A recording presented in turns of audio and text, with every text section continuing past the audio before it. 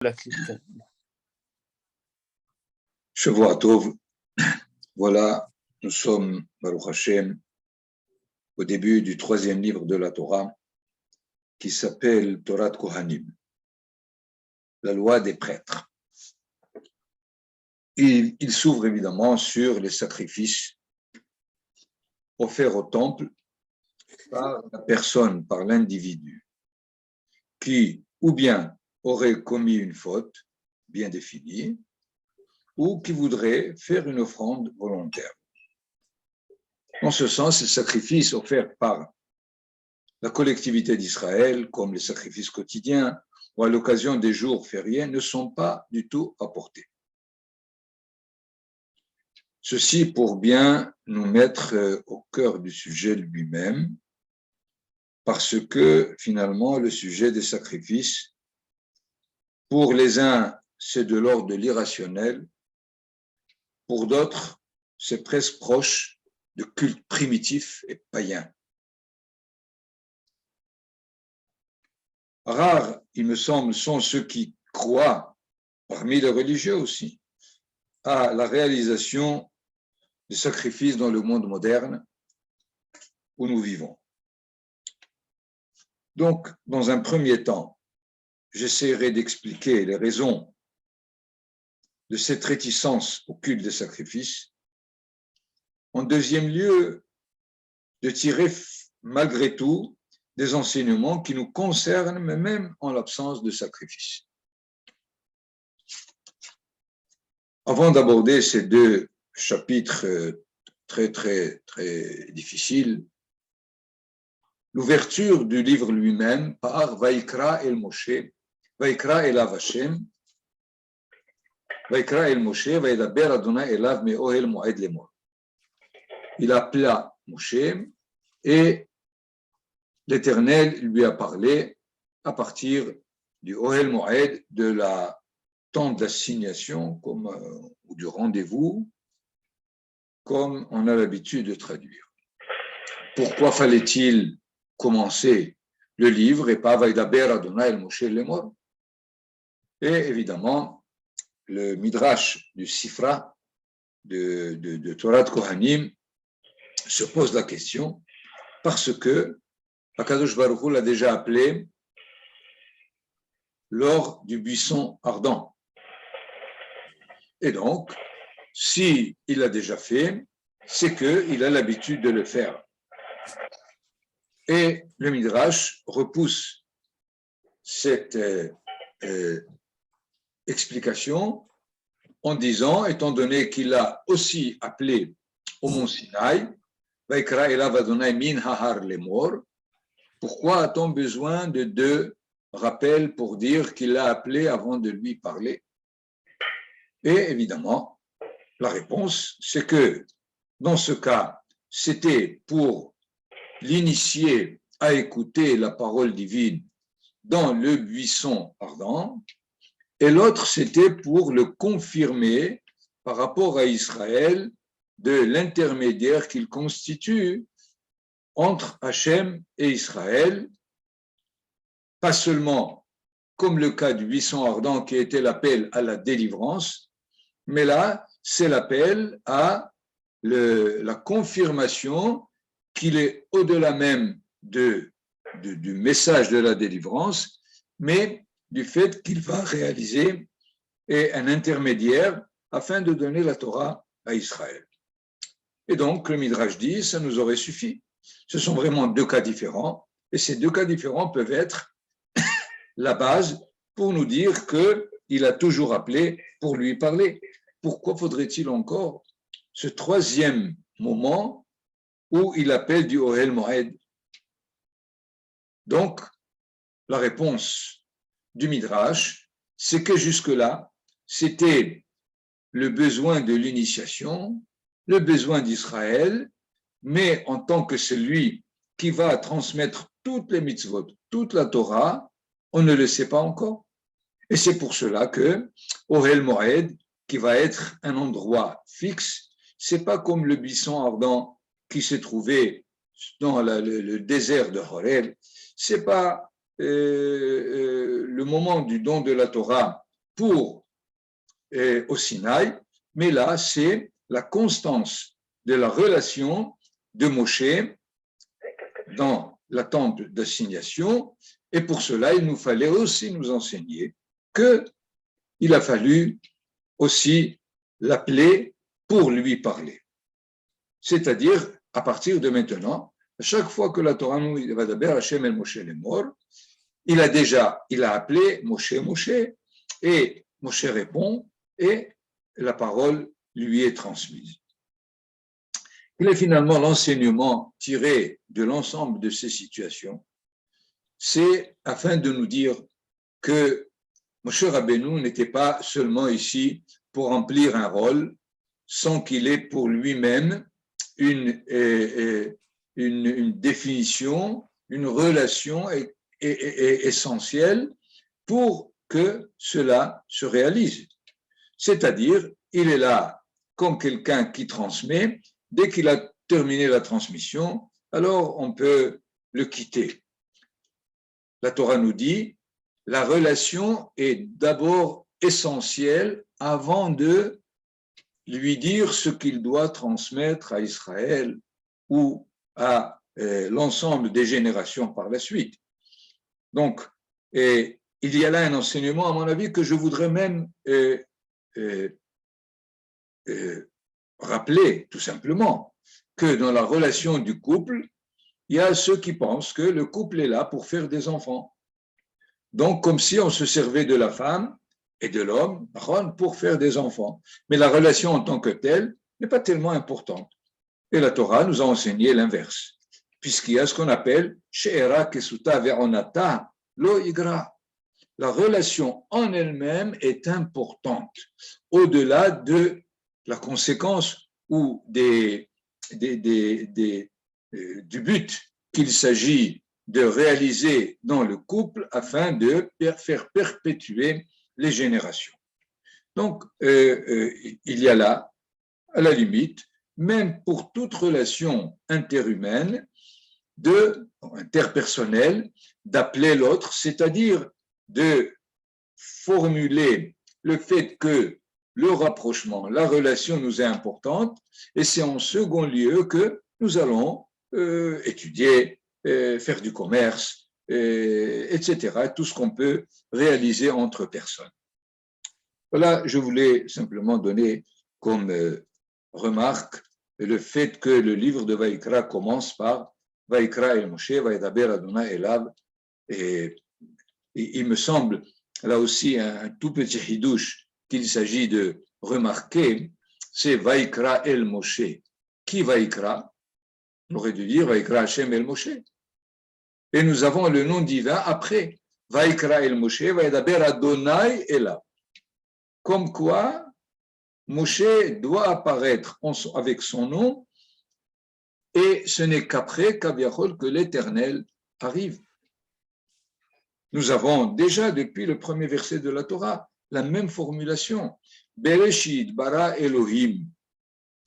Mais d'abord, il est plus normal de me dire Elohim bara Bereshit. Pourquoi tu as mis Elohim en troisième lieu, troisième mot? Pour nous indiquer que Kaviachol, Akadosh Baruch Hu, n'apparaît pas comme celui qui veut être au centre, mais comme celui qui est intéressé à une relation. Et donc, les prémices, la création est encore à citer avant de dire le mot Elohim. Voilà donc un enseignement en dehors des deux sujets que j'ai annoncés. Nous allons maintenant essayer d'expliquer, comme je l'ai dit, cette réticence, cette distance, presque pour certains une aversion par rapport à ce culte où on décrit finalement le temple comme des abattoirs et finalement probablement une sorte de restaurant après avoir fait la shrita, et on se met à manger au niveau des Kohanim, au niveau même de ceux qui amènent le sacrifice lui-même. Donc, il me semble, première raison c'est que le mot sacrifice est devenu un mot péjoratif. On se sacrifie. Qu'est-ce qu'on peut faire? Le sacrifice, c'est-à-dire, il n'y a pas le choix. Il faut se sacrifier. Or, c'est faux. Parce que le mot korban, dans sa racine, ça veut dire se rapprocher. Les hit karev, karov, korban. Et le nun est là pour indiquer ce rapprochement continu. Je rapporte toujours l'exemple simple entre gozel et gazlan. Celui qui vole par effraction s'appelle gozel et gazlan aussi. Quelle est la différence? C'est que gozel, il a fait une fois, mais gazlan, c'est son métier. C'est celui qui se spécialise dans les vols. Donc, korban, le nun de karov, veut dire ce désir de se rapprocher le plus. Et de cela, il faut se dégager de la connotation négative qui apparaît dans le mot sacrifice pour traduire le mot korban. Il est évident qu'il s'agit de comprendre comment, en apportant un holocauste ou tel sacrifice, on se rapproche. Comment tu expliques ça? Mais il est nécessaire quand même de bien nous retirer de cette traduction pour être un peu dégagé aux enseignements qui vont nous être donnés. Il me semble qu'une deuxième raison, c'est que nous sommes, ça fait déjà 2000 ans, dans la période de la sagesse. Alors qu'il y a 2000 ans, nous étions dans la période de la prophétie. Quelle est la différence? La prophétie n'est pas seulement un modèle de relation, comme la sagesse peut être un modèle aussi de relation, mais c'est qu'au temps de la prophétie, la notion de divinité était évidente, puisque le monde entier était idolâtre. Que veut dire l'idolâtrie? La relation avec les forces, les mondes supérieurs. Mais finalement, le problème était comment on se relie. C'est pas est-ce qu'il faut se relier ou non, mais c'est que ça existe. La divinité était une notion qui était l'expérience presque de chaque homme dans sa vie. Depuis le temps de où la prophétie s'est occultée, c'est-à-dire ce dévoilement de la divinité devient complètement caché. Et dans ce sens, c'est l'époque de la sagesse, où c'est plutôt l'individu qui s'exprime plus qu'il n'entend de quelqu'un, qui a fait que le culte par les sacrifices devient problématique. Étant donné que du temps de la prophétie, et ceci dans les récits de la Torah, il était tout à fait normal. Le sacrifice était évident. Akadosh Baruch Hu n'a pas demandé à Caïn et Hevel d'apporter des sacrifices. Et nous savons que y avait Caïn, mi peri Adama, min ha'al Hashem. Caïn prend l'initiative d'amener une offrande de la récolte. Hevel hevi gamu mi bechorot sono mehel behem. Donc, il était évident et normal que l'on amène des offrandes ou des sacrifices. Nous avons la même chose du côté de Noah. Quand Noah est sorti de l'arche, de sa boîte, on dit qu'il a amené des sacrifices, des bêtes pures qu'il avait introduits avec lui dans son arche. Et donc, il semble que on n'a pas besoin de nous dire qu'il faut amener des sacrifices pour les amener.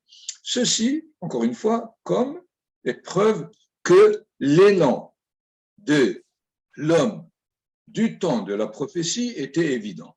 Nous avons perdu cet élan, comme je l'ai dit, étant donné que ce dévoilement de la divinité de façon évidente a été retiré totalement et nous sommes là en train de rechercher comment on peut cette relation à travers l'effort personnel.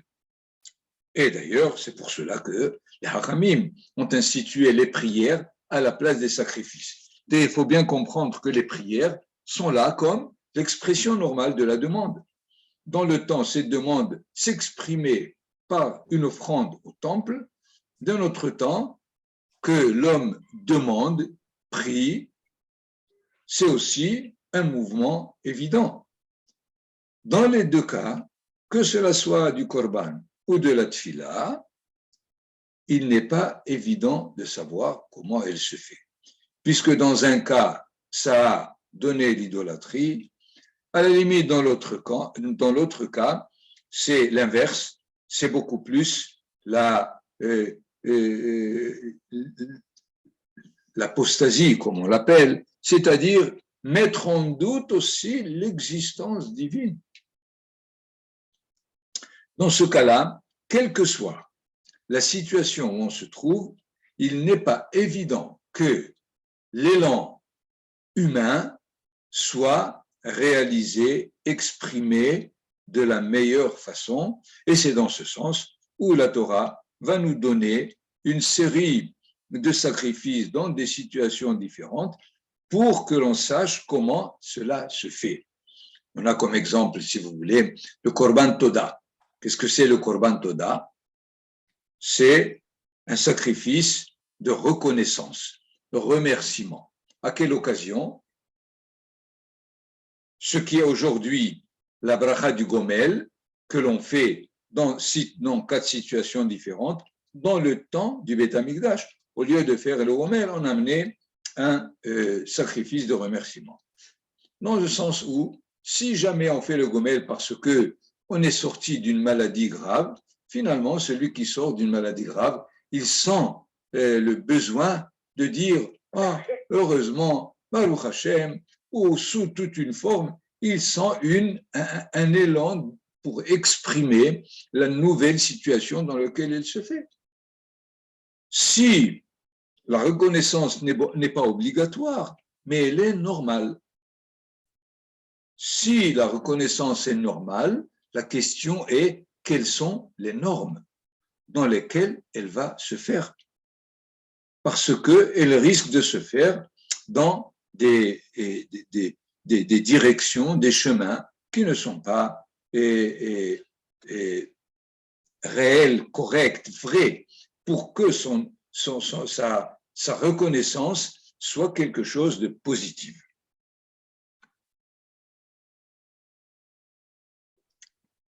Donc, si nous essayons de résumer, étant donné que la relation entre l'homme et le divin est une relation qui est normale, ce n'est pas quelque chose qui vient en plus dans la vie, mais c'est quelque chose pour un homme sain d'esprit, si on peut dire, il a comme besoin cette relation. Dans toute l'humanité, cela s'est exprimé. Le phénomène de l'idéologie, le phénomène de créer des valeurs, des notions, des concepts généralement très abstraits, hein, comme l'amour humain et comme l'aide humaine, et ainsi de suite, la paix, fraternité, égalité, liberté, prenez toutes ces notions sont finalement le patrimoine de toute l'humanité. Le problème, c'est qu'ils n'arrivent pas à se réaliser pour apporter vraiment la réalité de leur théorie dans la pratique. Alors, en résumé, les sacrifices ne sont pas quelque chose de supplément à la vie du Ben Israël de la Torah ou d'un homme là où il est. Mais la Torah est consciente qu'il y a des élans de cœur dans différentes situations et elle veut, pour le bien de l'homme, de les réglementer. D'ailleurs, vous prenez le 3e verset du 1er chapitre de Vaikra, Im ola korbano min habakar, si son sacrifice c'est un holocauste qui lui a apporté des bovins, Zachar tamim yakrivenu, il apportera comme mâle, el petah ou el moed, il faut qu'il amène à la porte du Ohel Moed, Yakriv Oto. Jusque-là, il semble que c'est normal. L'irtsono lifne Adonai.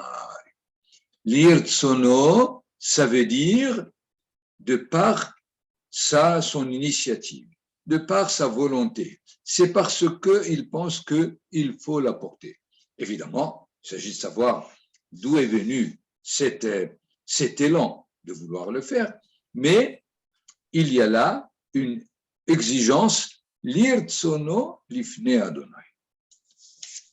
Et dans ce sens, le fait que, par exemple, les cultes païens pensaient que c'est le besoin des dieux. Pour que le Dieu soit apaisé, il faut leur apporter des offrandes. Erreur totale. Le verset qu'on a lu veut nous dire que c'est un désir humain, un élan du cœur qui fait que je veux me rapprocher du Créateur qui est prêt à recevoir, évidemment, dans les conditions, les définitions de cette relation, mon sacrifice.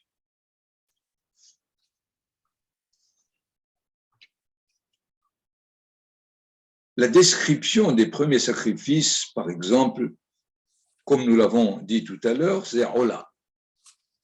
Ola, ça veut dire le sacrifice qui est consumé entièrement par le feu. Mais dans le sacrifice suivant, c'est le cas de ce qu'on appelle Hatat.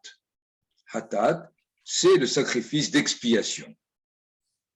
Les Haramim nous disent que aussi bien le sacrifice d'expiation que l'on apporte à la suite d'une transgression par inadvertance, évidemment, c'est pas de façon consciente, mais béchogeg, inconsciemment, il y a eu une transgression, il faut apporter une hatat. Par rapport à l'Holocauste, les Hachamim le chargent aussi de ce qu'on appelle Hirhure Halev, parce qu'il a repensé et mal pensé à essayer de faire du mal ou à transgresser. C'est pour cela que l'Holocauste est permis et donné.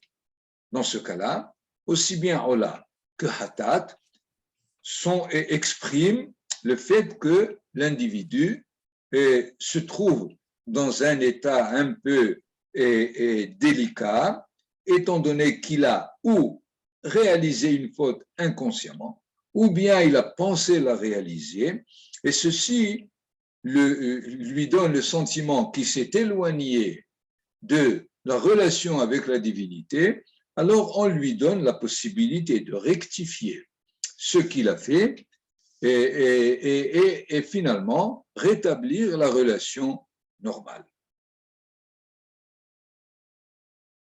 De là, conclusion pour nous aujourd'hui, le fait que la Torah tient compte de toutes les nuances possibles, depuis une pensée incorrecte jusqu'à l'acte qui est fait même inconsciemment, parce qu'elle sait que ces situations, ces moments-là risquent de rester dans l'inconscient de l'individu et causer leur mal, évidemment. Et de là, il me semble, conclusion première, la sensibilité des différentes situations de l'individu étant donné la vie qu'il mène et les difficultés et les tensions et les influences, de bien les définir et d'en sortir pour lui rétablir sa santé normale. Ce qui est intéressant, et à propos de Hatat, je voudrais ici qu'on voit combien est-ce que la Torah, à la limite, est plus exigeante pour des situations qui pourront nous paraître moins graves que d'autres. On désigne dans la Masechet Shabbat 3 situations de transgression par ignorance ou inconscient.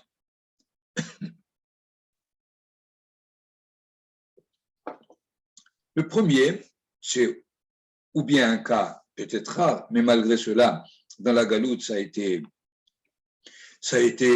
la réalité de certaines situations, ce qu'on appelle Tinok Shenishba Leven Agoyim. C'est-à-dire un enfant qu'on a volé, qu'on a pris d'une famille juive et qui a vécu chez les Goïm. Évidemment, il sait ni qu'est-ce que c'est Shabbat, ni qu'est-ce que c'est la Tfila, Kriyat Shema, et donc il transgresse les Shabbatot. C'est un Ben Israël, c'est un juif. Okay? Il les transgresse. Deuxième niveau, ce n'est pas quelqu'un qui a été volé de sa famille juive, mais quelqu'un qui a oublié que c'est Shabbat, tout simplement. Il ne savait pas, il s'est levé le matin, il croyait que c'était lundi, mardi, mercredi, je ne sais pas, et il a fait, et tout d'un coup, il s'est rendu compte que, ou bien, dans le même cas, il ne sait pas que tel travail est interdit le Shabbat.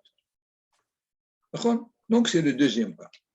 Troisième cas, c'est celui qui sait qu'aujourd'hui c'est Shabbat, qui a des interdits de travaux, mais ce qu'il fait, il ne sait pas s'il est interdit ou non, et il le transgresse, et il le fait. En quoi les Hachamim définissent ces 3 niveaux afin de savoir combien de sacrifices d'expiation il doit amener. Dans le premier cas du bébé qui a été volé, pour toutes les Shabbatot et tous les travaux qu'il a transgressés, il apportera, selon l'avis d'un Tana, il apportera 15 sacrifices. C'est tout. Le deuxième cas, où quelqu'un oublie que c'est Shabbat, il a oublié un Shabbat, et le deuxième Shabbat, il a oublié aussi, et le troisième Shabbat, il a oublié, dès qu'il se rend compte, il apporte le nombre de sacrifices d'expiation pour chaque Shabbat.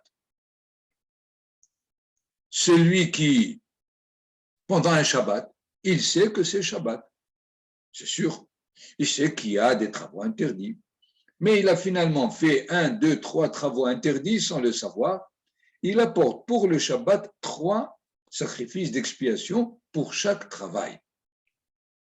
Finalement, on est beaucoup plus sévère au troisième cas plutôt qu'au premier cas. Parce que le premier cas, il a transgressé combien de Shabbatot, et donc dans chaque Shabbat, il a transgressé combien de travaux, et finalement, qu'est-ce qu'on lui demande? Un sacrifice d'expiation. Qu'est-ce que cela finalement nous enseigne? C'est-à-dire, ce n'est pas l'acte en lui-même finalement qui demande à celui qui l'a fait, mais c'est beaucoup plus l'état de conscience dans lequel il se trouve. Et plus l'état de conscience est actif et en défection à tel ou tel moment, il importe de lui demander plus de sacrifices d'expiation qu'il ne faut que pour celui, comme dans le premier cas, de Tinok Shenishba, du bébé qui a été volé, qui a vécu finalement chez le Goïm. Là encore, plus de responsabilités et plus d'expiation nécessaire. Voilà un enseignement, à mon avis, possible de ce que nous avons ici dans l'état de ce qui est shogeg, de ce qui est, si on peut dire, par inadvertance. On pourrait donner encore une remarque par rapport à la différence entre Ola et Hatat. Nous avons dit Ola, c'est pour celui qui a eu certaines pensées de Avera, qu'il n'a pas réalisées, pas du tout. Okay? Alors que Hatat, c'est le sacrifice pour celui qui a transgressé. Or, quand il s'agit de la Ola, de l'Holocauste, elle est entièrement consumée. Alors que le Hatat, sacrifice d'expiation, une partie est consumée et l'autre est donné à la consommation des Kohanim. La question peut se poser, quoi? Pour une pensée, alors tout est consumé, on ne peut pas du tout profiter un peu de goûter, de manger, du sacrifice saint de la divinité, alors que celui qui a fauté, d'Avka, on donne à manger au Kohanim de ce sacrifice. Un commentateur, le frère de Rabbi Yosef Karo, il a dit, je vais vous donner un exemple. Si un roi, par exemple, il a quelqu'un qu'il aime et quelqu'un qu'il repousse, et les deux ont amené un cadeau au roi, un cadeau, un repas. Le repas pour le roi, qu'est-ce qu'il fait? Celui qu'il aime, il le mange entièrement. Parce que le fait qu'il lui ait amené à lui, il voit combien il veut sa relation, alors il le consomme entièrement. Mais celui qu'il repousse, il en prend un peu juste pour ne pas le gêner et il donne le reste à ses serviteurs qui le consomment. Et c'est comme ça qu'on peut expliquer le fait que la Hola, qui est à propos de pensée, et que seulement au niveau de la pensée, il y a eu des faillances, et finalement, celui qui apporte cet holocauste, évidemment, est plus proche de Akadosh Baruch Hu que celui qui est tombé dans la transgression de façon active. Et dans ce sens, c'est sûr que le fait que la Hola soit consumée entièrement, c'est comme si, Kaviachol, le monde de la divinité, la reçoit entièrement sans la donner aux autres. Alors que Hatat, qui est ce sacrifice d'expiation, on en prend une partie et on donne le reste au Kohanim. C'est une explication, elle ne doit pas être la seule. Il est nécessaire probablement d'un peu plus l'approfondir, mais il est nécessaire de bien comprendre les différents niveaux pour chaque sacrifice, comment le relier à l'état d'éloignement qui a été causé pour en faire une possibilité de rapprochement.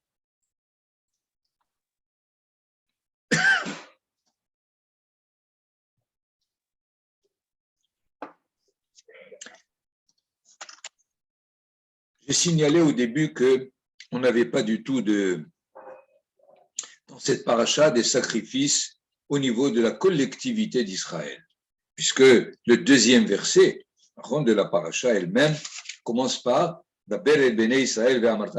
Adam qui akriv mikem korban l'Hashem. Adam, c'est-à-dire l'individu qui veut se rapprocher à partir du sacrifice qu'il veut donner à Hachem.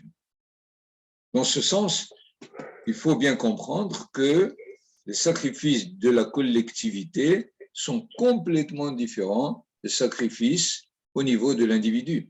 L'individu veut se rapprocher, mais que veut dire que la collectivité veut se rapprocher? C'est clair. Donc, il faut bien distinguer entre ce qu'est cette paracha qui concerne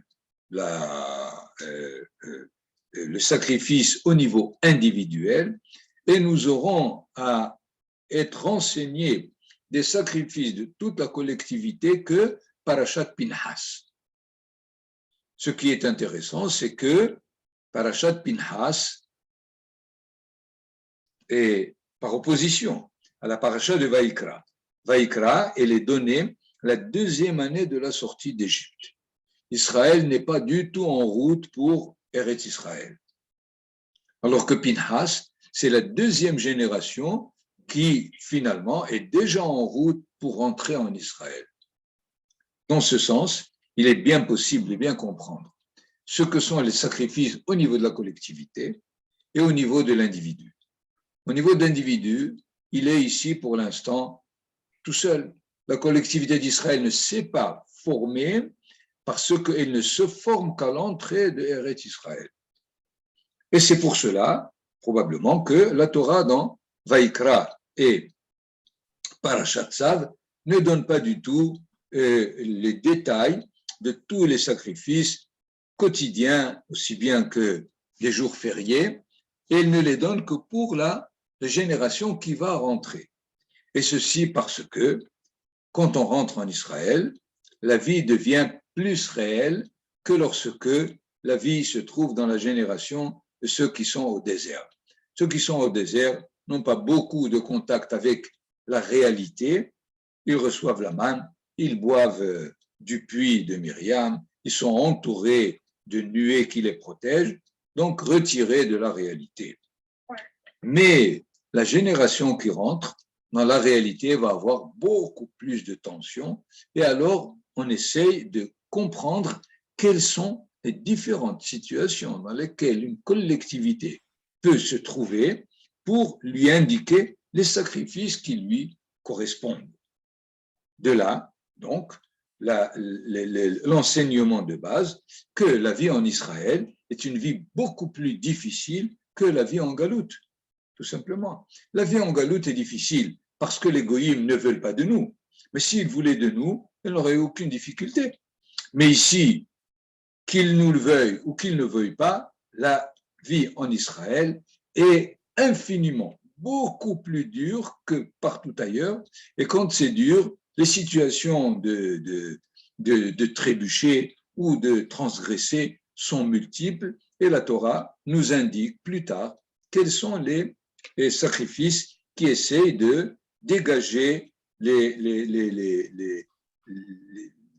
états, et si on peut dire empoisonnés, que la vie en Israël crée et va créer des tensions, et ces tensions risquent de disloquer toute la société. C'est pour cela qu'il faut étudier les sacrifices de la collectivité d'Israël dans Parashat Pinhas à un autre niveau complètement, pas le niveau dans lequel nous les avons étudiés aujourd'hui par rapport aux korbanot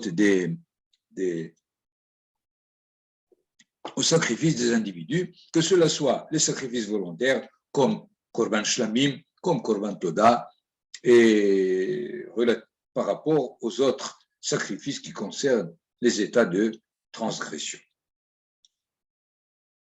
Bon, je voudrais vous laisser quelques minutes pour, s'il y a des éléments de ce qu'on a étudié qui ne sont pas assez clairs ou évidents. Et je vous donne donc la parole. Rabbi David, j'ai une question. Au début de la paracha, il y a marqué Adam qui akriv Mikem. Okay. Le Mikem, il n'est pas en trop, mais c'est Mikem. C'est cela nous ramène à ce que j'ai dit à propos de l'Irtsono. Quand il sacrifie, le sacrifice est de lui. C'est pas il amène un animal ou une bête et il le sacrifie. Il faut qu'il sache combien c'est à lui de savoir comment se rapprocher, qu'il a l'envie de se rapprocher, qui akriv mimenu, si on peut dire, pour ne pas dire mikem, mimenu de lui-même. Et malheureusement, l'erreur qui a été commise pendant le premier temple et le deuxième temple, c'est on a porté, ou bien Kachol pour Hachem, parce qu'il a demandé, alors on lui apporte des sacrifices, comme ça on est tranquille. C'est ce que veut dire Adam qui akriv bikem. Si jamais tu ne ressens pas toi que tu vas apporter de ton être, de ta façon de vouloir vivre réellement la relation, eh ben, c'est un sacrifice de, comment on dit, de règlement de compte. C'est pas le korban, c'est pas le rapprochement qui est désiré à travers ce que la Torah essaie de nous décrire du korban lui-même. Et d'ailleurs, le korban, il est a priori de la faute, il n'est pas posteriori. Sans la faute, on aurait pu apporter un korban. Bien sûr, vadaï. Hareni mitnadev ola, il veut apporter un holocauste, tout simplement, parce qu'il sent il veut, il veut exprimer, expérimenter, vivre cette relation spécifique. Et tu m'as posé la question aujourd'hui, mais je n'avais pas le temps de te répondre en détail à propos du fait que Hachem est partout. Pourquoi un temple? Il me semble que toute la période de la Névoa a prouvé que le temple était nécessaire parce que, quelle que soit l'évidence de la divinité, elle est mal vécue dans la relation. Et de là, l'idolâtrie. C'est pour cela qu'il fallait un endroit où les choses vont être définies. Si, avec le temps, cette relation est bien intégrée, eh bien, on peut la retrouver dans la maison de chaque Ben Israël, puisque c'était ça le thème essentiel de tout le Mishkan et le Mikdash. Ve'asuli Mikdash, ils vont me faire pour moi, et ensuite Ve'shachanti betocham. Et je pourrais résider en eux partout. C'est exprimé beaucoup plus fortement dans une des prophéties de Ézéchiel. Je vous la rappellerai la prochaine fois, on peut le dire, qu'il parle du Mikdash chez chaque Ben Israël. Pas le Mikdash uniquement, unique pour, évidemment sur le mont du temple, mais on pourrait faire des Mikdash partout, à condition qu'il soit clair ce qu'est cette relation avec la divinité. J'ai une question aussi. Que, à propos